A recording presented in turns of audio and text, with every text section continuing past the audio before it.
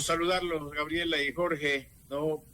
Gracias por esta entrevista. Un saludo a todos a quienes nos siguen por este canal de Radio Forever.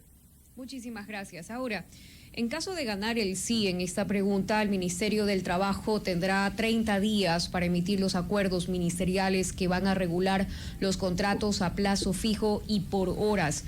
¿Cómo se va a regular aquello? Porque la principal preocupación en esta pregunta es la precarización laboral. Bueno, la consulta tiene dos partes, ¿no? La una se refiere a la reinstauración del contrato a plazo fijo y la otra se refiere al tema del contrato por horas. Sobre ambos aspectos ya el Ministerio de Trabajo viene trabajando hace algún tiempo junto con el equipo técnico, con la señora ministra Ivonne Núñez, y tenemos prácticamente perfilado lo que serían los acuerdos que nos permitirían la aplicación del contrato por horas y el contrato a plazo fijo. Ok, y en concreto, ¿cuáles serían esos parámetros que les van a permitir regular estos nuevos contratos en caso de que gane el sí? Bueno, como usted sabe, la Ley de Justicia Laboral, expedida en el año 2015, suprimió el contrato a plazo fijo y estableció como regla general el contrato a plazo indefinido. Lo que se pretende, luego de ser aprobada, por supuesto, la pregunta correspondiente, es que el contrato a plazo fijo se vuelva a considerar, pero ya no como una regla en la celebración de los contratos de trabajo, sino como una de las excepciones a la regla general de que los contratos son a plazo indefinido. Como dice la pregunta, cuando se celebren por primera vez. En el caso del contrato por horas, no es ninguna modificación o no se trata de ninguna modificación al principio de la jornada de trabajo, sino que se trata de una nueva modalidad de trabajo que está dirigida fundamentalmente a la formalización de la informalidad, lo que quiere decir que en nuestro mundo social, en nuestra vida cotidiana, existen ya estas modalidades y lo que se pretende a través de estos cambios es incorporar esta modalidad de trabajo por horas. Señor viceministro, en estos acuerdos que ustedes ya están preparando en una eventual victoria del sí, ¿se establecería, por ejemplo, el valor por hora de aprobarse en esta modalidad? Por supuesto, por supuesto. Y el contrato por horas ya existe en el caso de los contratos regulares, normales, que se celebran actualmente, se lo conoce con el nombre de jornada parcial permanente. De acuerdo con el contrato de jornada parcial permanente, se puede trabajar por 1, 2, 3, 4, 5, cualquier número de horas menos de 8 horas diarias, pero en forma permanente. Para esta modalidad, se calcula la hora de trabajo dividiendo la remuneración mensual para 240 horas. En cambio que el contrato por horas que se está planteando, la modalidad del contrato por hora que se está planteando, se obtiene dividiendo la remuneración mensual del básico o de cualquier otra remuneración que esté fijada de acuerdo con las comisiones sectoriales de salario mínimo, dividiéndola para 160 horas. ¿Por qué para 160 horas? Porque el valor de la hora lleva incluido también la proporcionalidad de la semana integral. A este valor se le agrega el proporcional del 13º, de la 14ª remuneración, de las vacaciones, el aporte patronal al Seguro Social, lo cual, según nuestros cálculos, llega a la cantidad de $3.80 la hora de trabajo. Pero ese es un valor referencial, ese es un valor mínimo. Lo que las partes pacten, lo que las partes acuerden, ya es otra situación. Es decir, lo que va a fijar el Ministerio de Trabajo es la remuneración mínima. Ahora, de acuerdo con la categoría ocupacional de cada tipo de trabajo, se va regulando en la misma forma. Quiero decir que en la hora de trabajo se incluyen todos los beneficios de orden legal. Es decir, para ser precisos y concretos, señor viceministro, que es una de las principales dudas que tienen los ciudadanos, en caso de aprobarse el contrato por horas, sí se sigue contemplando los beneficios como la afiliación al Seguro Social, 13º, 14º, vacaciones. Sí, por supuesto, todos los beneficios. Yo le hago le puedo hacer un cálculo sobre cómo obtenemos los 380 que acabo de mencionar. Si la remuneración mínima es de $460, como es en la actualidad, dividido para 160 horas, nos da $2.88. Más la 13ª remuneración serían 0.24, más la 14ª remuneración serían también 0.24, más el proporcional de vacaciones 0.12 y el aporte patronal 0.32, lo cual da como resultado 3.80. Bien, ahora, ¿por qué desde el gobierno nacional, señor viceministro, piensan que esta pregunta va a solucionar directamente los niveles de desempleo que hay en el país? ¿Cuáles son sus principales argumentos? ¿En qué medida esto va a solucionar los niveles de desempleo? Permítame citarle algunas cifras extraídas de los informes del INEC. La población económicamente activa del Ecuador la conforman aproximadamente 8.547.591 personas. De ese total, el empleo adecuado en el Ecuador llega a 2.970.116 personas, que significa el 34.7%. El sector informal nacional es de 4.484.387, es decir, 54.6%. ¿A dónde va dirigida esta propuesta? ¿A quién va a beneficiar este contrato a plazo fijo y este contrato por horas? A esta población denominada informal, que son el 54.6%. No se va a afectar, absolutamente, no está dirigido a afectar a los trabajadores que tienen actualmente un empleo estable, un empleo permanente, los que están considerados como personas que gozan de pleno empleo, sino al sector informal, es decir, aquellas personas que carecen en este momento de un empleo formal en diversas actividades.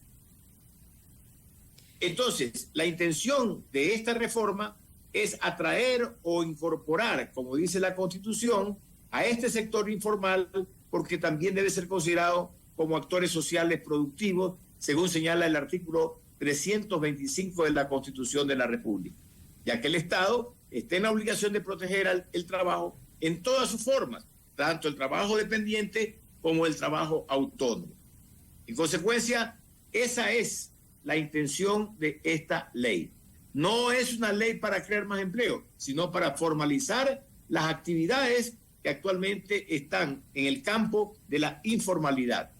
¿Cómo se obtiene esa incorporación? A través de la formalización de su actividad. Contratos de trabajo, afiliación al Seguro Social y la incorporación de todos los beneficios que establece la ley, según la categoría ocupacional a la que pertenezca. Cuando yo hablo de la remuneración mínima, es para tal vez el mayor sector de la población, pero también debemos considerar, por ejemplo, el sector profesional, de los profesionales, los sectores que tienen algún oficio, profesionales o técnicos en diferentes áreas.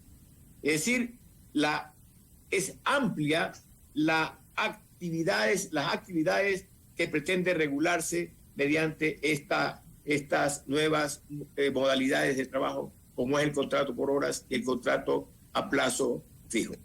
Bien, estamos hablando a esta hora, 6:09 p.m, con Tito Palma, él es viceministro de Trabajo. Jorge, sigues tú.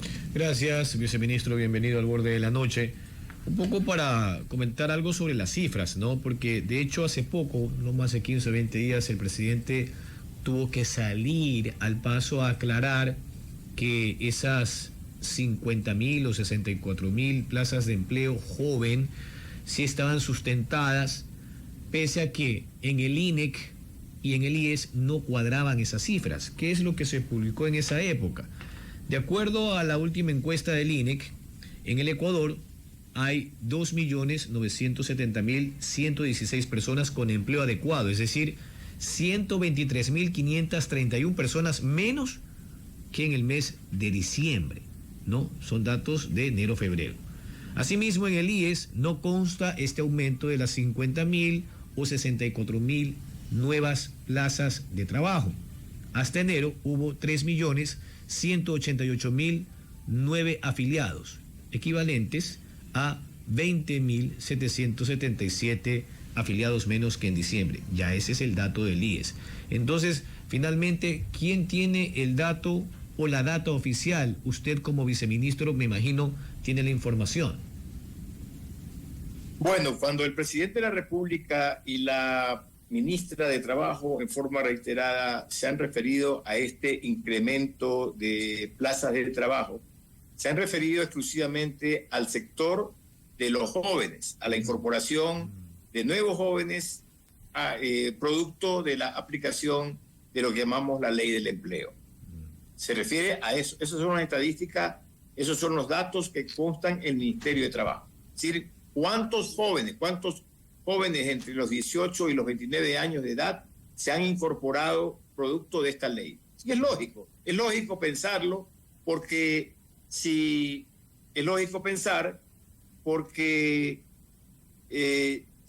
hay una ley que establece algunas ventajas como ventajas tributarias, es lógico pensar que estos trabajadores están incorporados, ¿no?, bajo esta modalidad de empleo joven. Ahora, viceministro, hola. Perdón. Sí, solamente ¿Sí? Un poco para la precisión, viceministro. Entiendo, y es obvio, así lo ha explicado el presidente, que estas plazas nuevas, estas 64.000 plazas nuevas de jóvenes, son fruto de esta legislación para la eficiencia económica y generación de empleo que apenas tiene 2 o 3 meses en vigencia. Lo que yo pregunto es, ¿por qué no consolidamos entonces las cifras de acuerdo a lo que tiene y publica el INEC y lo que poco a poco va actualizando el IES? Y así esto no se presta para ninguna confusión, porque el hecho de que sean nuevos trabajadores jóvenes, no creo yo que estén divorciados de la población económicamente activa que hoy cuenta con un empleo adecuado y que según los datos del INEC no supera el 35.5%. Bueno, como le acabo de indicar, las cifras no son sacadas obtenidas de aquí de los registros que tiene el Ministerio de Trabajo y se refieren exclusivamente al empleo joven. No se refiere a la total digamos, a los datos globales sobre el empleo adecuado en el Ecuador, sus fluctuaciones, que como usted sabe, hay personas que ingresan y otras también que salen del trabajo.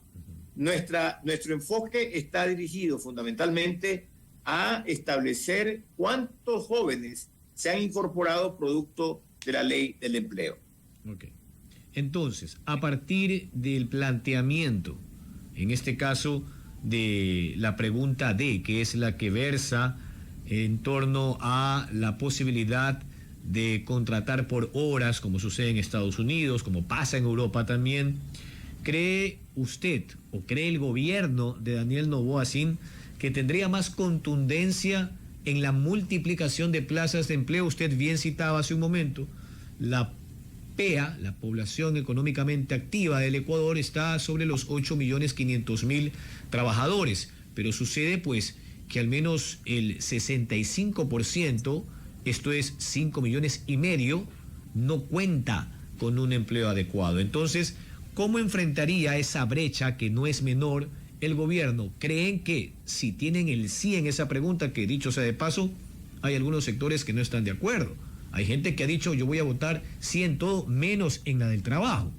Entonces, ¿cómo piensan ustedes zanjar semejante brecha? ¿Creen que va a ser posible en un año, si es que gana esa pregunta, ¿no? ¿En un año, en 2 años? ¿Cuál es la proyección que han hecho? A ver, mire, yo quiero hacer algunas precisiones.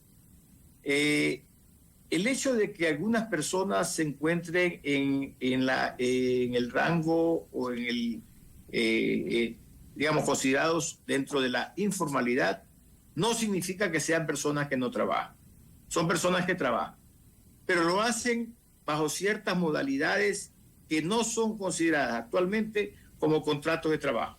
Es lo que nosotros conocemos como contratos simulados. Por ejemplo, personas que realizan actividades o trabajos mediante contratos de servicios profesionales, que no están incorporados o no están afiliados al Seguro Social, que no tienen un contrato de trabajo, sino que tienen un contrato civil o mercantil para justificar esta actividad. Entonces, lo que nosotros queremos es que esas personas, entre otras, se incorporen a la formalidad. ¿Mediante qué? Mediante un contrato de trabajo en lugar de un contrato de servicios profesionales llamados civiles o mercantiles.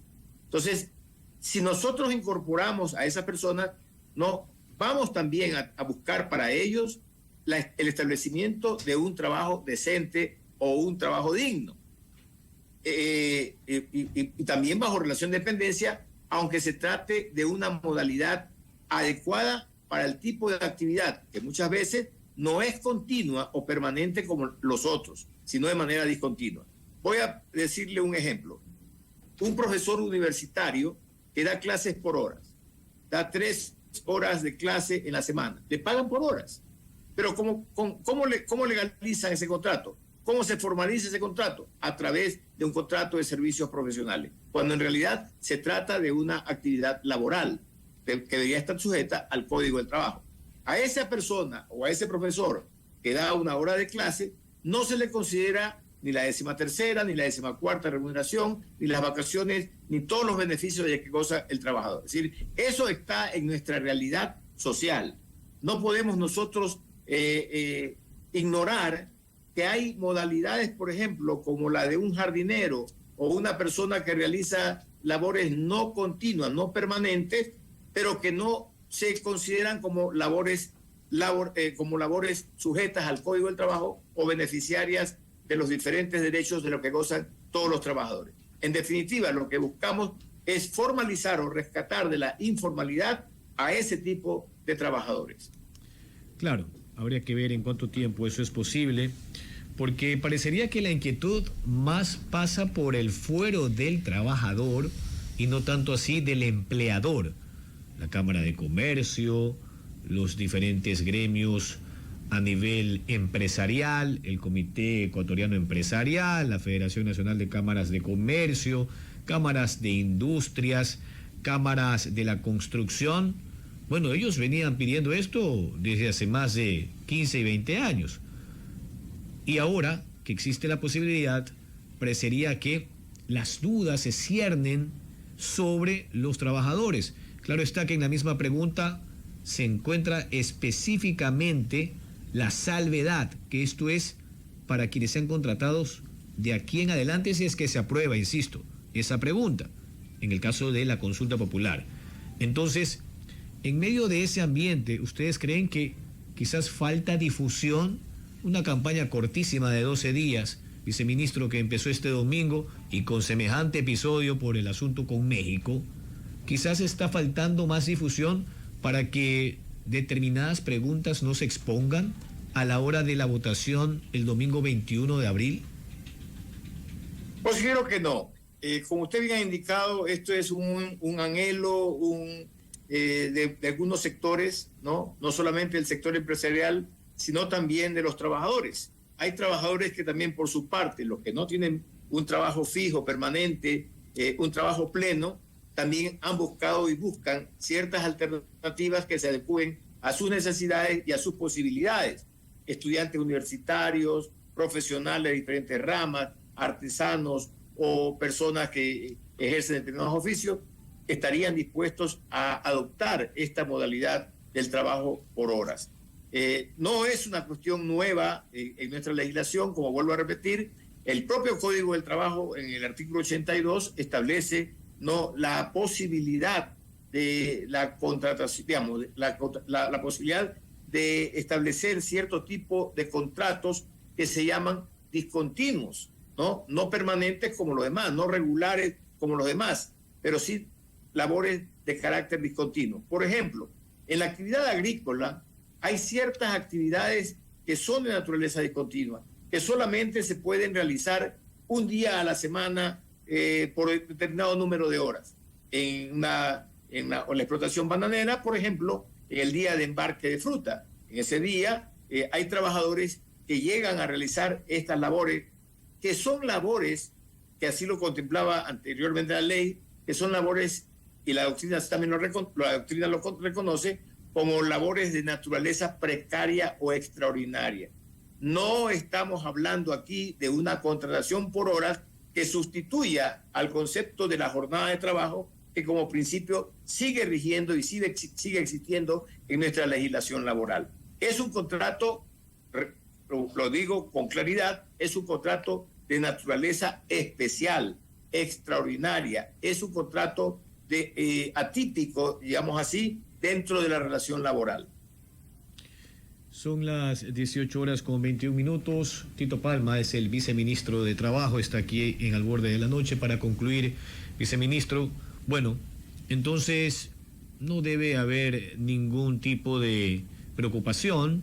Se entiende que el IES, en el evento de que se apruebe esta pregunta, va a controlar que se generen las garantías, los beneficios de ley. Usted hace un momento le explicaba a Gabriela que los pagos de los décimos, de los bonos, hablo del 14º y antes el 13º sueldo, tanto el bono escolar como el bono navideño, serían pagados de manera proporcional en cada jornada, ¿no? De acuerdo al tiempo por estos contratos a plazo fijo, que es la otra figura que se incluye, ¿no?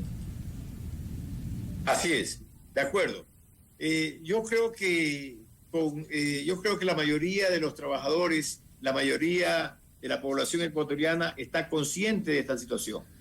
No es tan fácil lograr el empleo pleno en el Ecuador, pero sí es necesario abrir las posibilidades a otra forma de contratación que permitan que más trabajadores se incorporen al trabajo decente o al trabajo digno. Entonces, eso es lo que nosotros planteamos y estamos seguros que vamos a obtener el favor de la población ecuatoriana, que obviamente se encuentra en este momento en una situación de marginación, sobre todo, por ejemplo, de la afiliación al Seguro Social o marginación en cuanto a los beneficios que la ley reconoce a todos los trabajadores. Que por ahora solamente comprende a un sector mínimo, a 3 de cada 10 ecuatorianos que están en el sector formal de la economía y que tienen empleo pleno.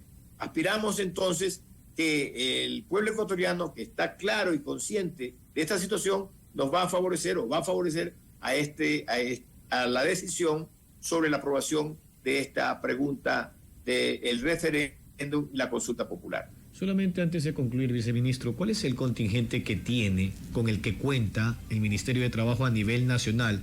Hablo de inspectores, para que se pueda supervisar que no continúen acciones de explotación laboral en ninguna empresa, desde la más chica, que puede ser un emprendedor, pasando por la mediana, las pymes, las pequeñas y medianas empresas, hasta las grandes corporaciones. Ya se sabe que son un poco más de 500 las compañías con el mayor índice de ingresos y por ende de aportación tributaria al erario nacional.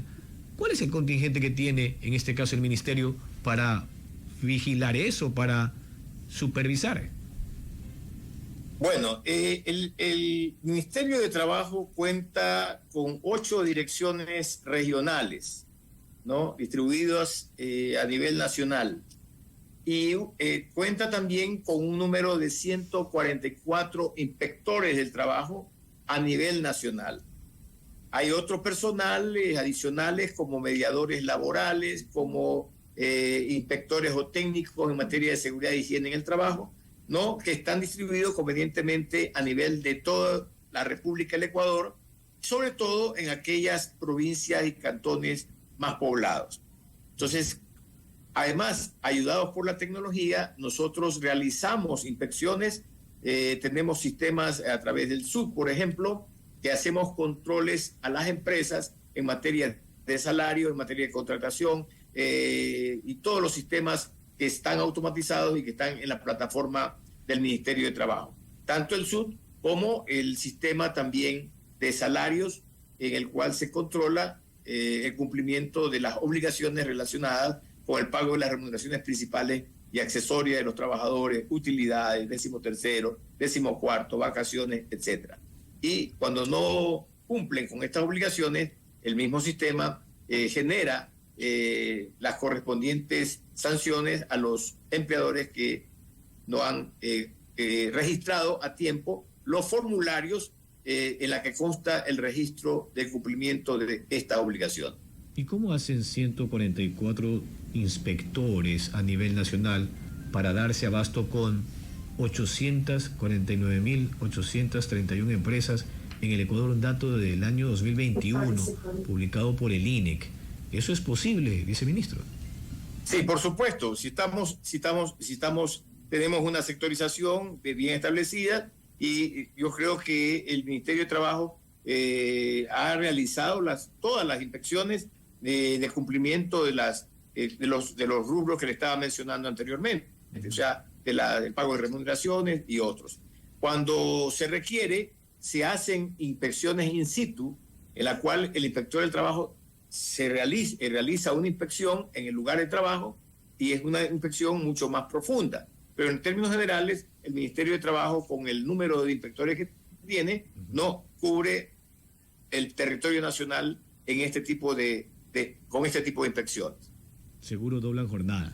Muchas gracias a Tito Palma, viceministro de Trabajo. Que tenga buenas noches. Muchas gracias a ustedes por esta entrevista.